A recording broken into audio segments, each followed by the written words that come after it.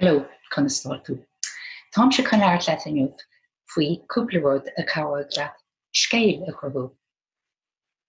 An céad rud a bheith gúid gan air is ná scéal, agus cóbhfuil sé sin ar fáil ina lán áitne, i ngach áit, i de héal féin, a héal duine éigin eile, i nuachtáin, i de bhringlóidí, i leabhar, i de haolaíocht, agus cattá sa saolaíocht ach meascán is na rudí sin ar fad.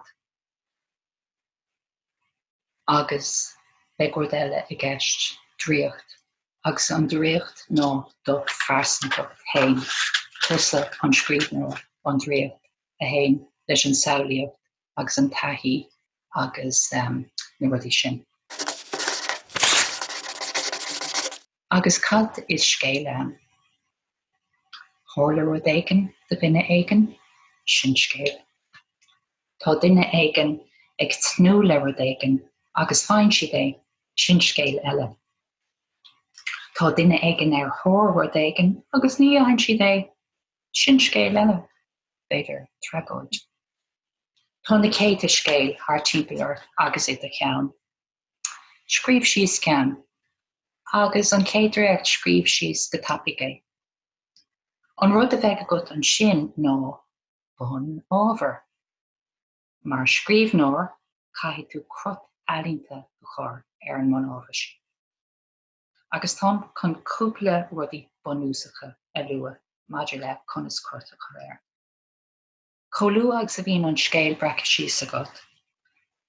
Jen sústa agna faoi cúpla rudí bunúsacha.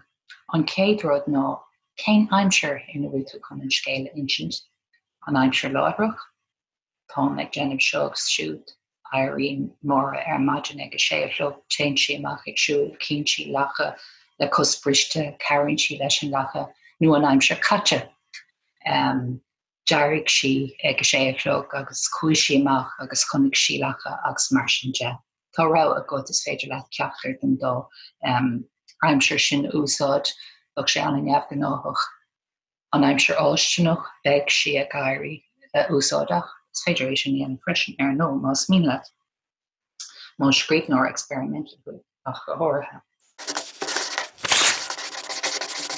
An tarna rud ná cén farsa in inseoidh tú an scéal. An céad farsa, dearcadh mise, chuaigh mé amach, chunig mé leacha, nó an tríomh farsa, dearcadh móra, chuaigh sí amach, chunig sí leacha.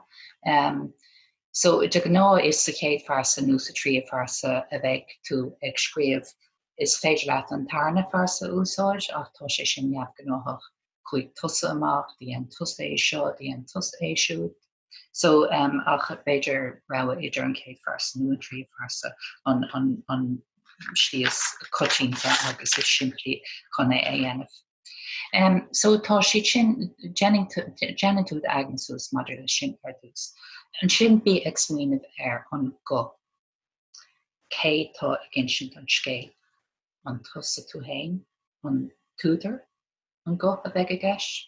Sin an gnárad is mar bhím si ag scríobh de gná is mo go, mo stíl pásan de hain mar scríbhneoir a bhain úsáid as. Ach ní a gcónaí agus ní gá gan ann é sin. Is féidir leat é insint nó duine éigin eile ar fad.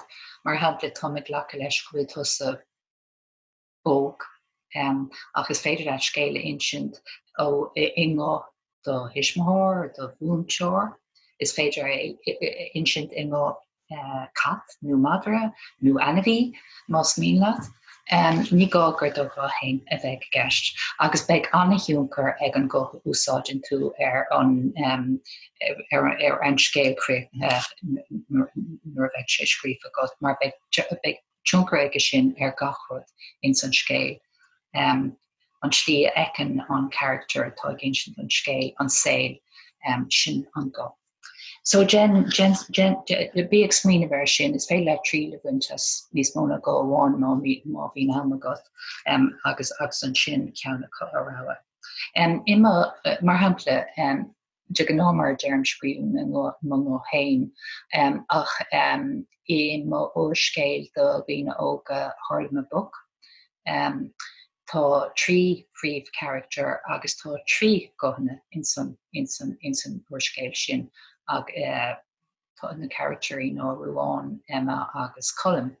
Agus nó nuair bhíon Emma ag insint an scéal tá agat ní sé cosúil le go Ruáin, ní ceart goach sé cosúil le go Ruáin, mar cén úsáid an Emma folklór tá beagán agsúil an folklór tá ag Ruáin, cén si rudí bhín simice a rudí eile, mar hampla tugann si tá simic Emma in éideag agus nád or tugann si fao dearg bláhan agus crín agus rudí antá sin, agus ní bhach an spéis céine ag Ruáin ina lehéid, so tá go agsúlaige.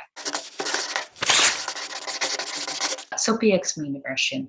Tá sé am spéisiúil agus siimplí freisin ach dearcadh ná bí a ceapadh nach bhfuil ach go hamháin a guth mar scríbhneoir mar tá na céadta sin agus féidir a ceannaigh le heile.